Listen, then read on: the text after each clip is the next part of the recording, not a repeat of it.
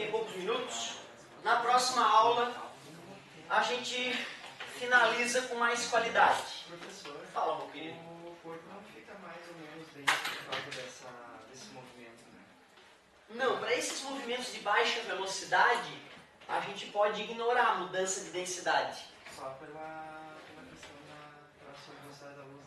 Isso, quando os corpos começam a atingir velocidades altíssimas, né, a inércia deles aumenta, a massa deles aumenta e o tamanho deles diminui.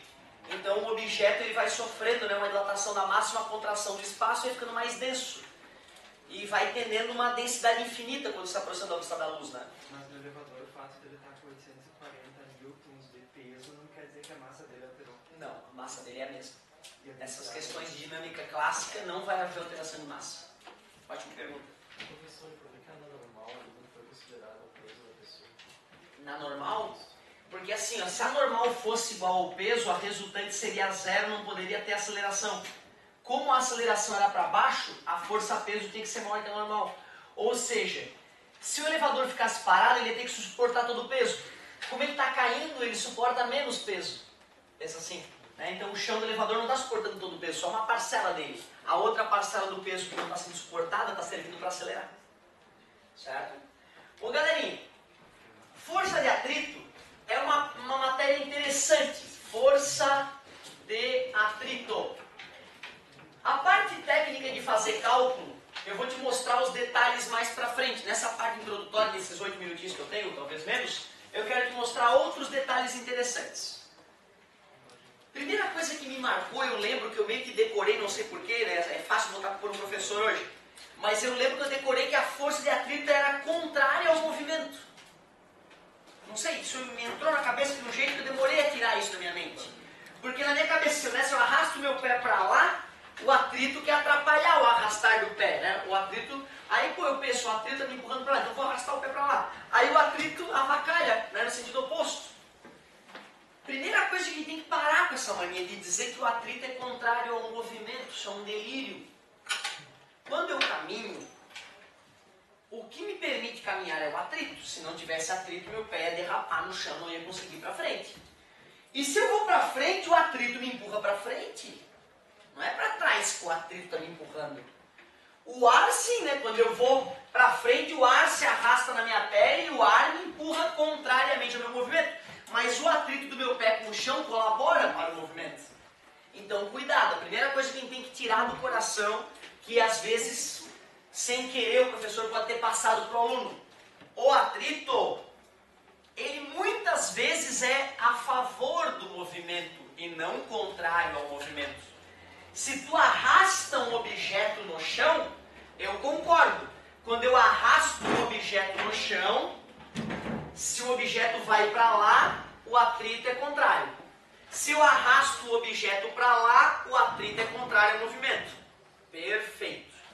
Mas quando eu caminho, é diferente. O atrito me empurra para onde eu vou. O atrito do chão contra o meu pé me empurra para frente, já que eu empurro o chão para trás. E aí eu vou para frente graças ao atrito. Cuidado, o atrito nem sempre é do contra. Mas uma coisa eu sempre posso dizer. O atrito é sempre contrário à tendência de deslizamento. Já que é uma força, né? É sempre contrária à tendência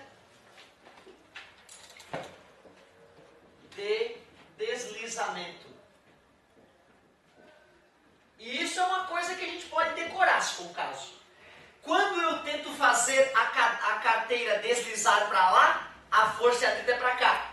Quando eu faço a cadeira deslizar para cá, o atrito é para lá. Contrário à tendência de deslizamento.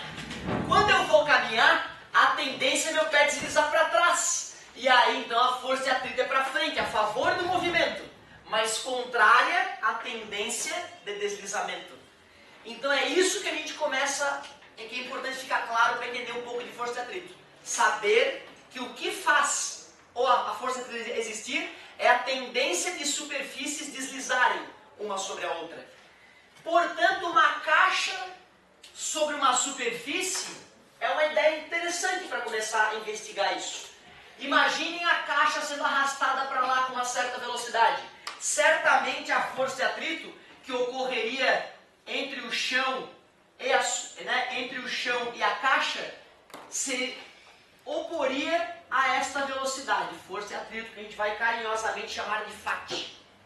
Aliás, se eu fosse fazer o diagrama de corpo livre, na caixa, além do peso e da força normal, tem que ter alguma força, né, que eu não sei qual é, uma força externa empurrando ela para frente e uma força de atrito empurrando ela para trás. E o chão?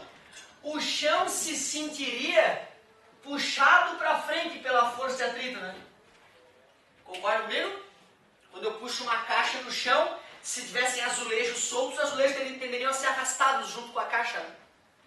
Ação e reação. Para ser mais honesto ainda, ó, vamos colocar essa força de atrito ali embaixo, que ela venha do arrastar, né? Das superfícies, né? Mais honesto. Outra, não é obrigatório ter essa força externa, né? O corpo pode estar desacelerando, né? Pode ser assim, ó.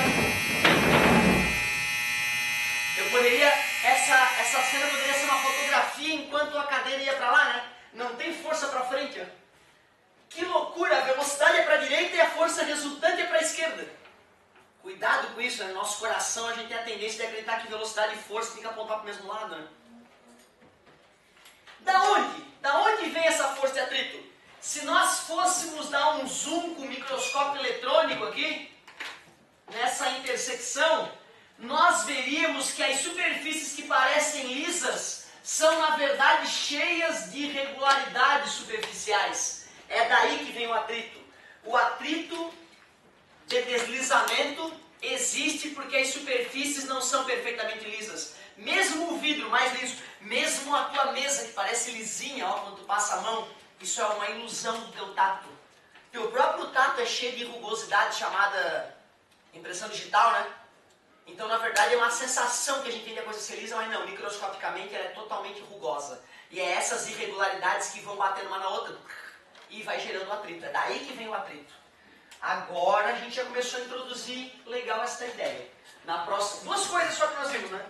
O atrito é sempre contrário à tendência de deslizamento, pode ser contra ou a favor do movimento, e nasce da irregularidade das superfícies em contato. Agora, na próxima aula, eu vou te mostrar coisas mais técnicas sobre o atrito. Muito obrigado pela paciência e pela atenção. Daqui a pouco estamos juntos, falta só uma. Gertrudes.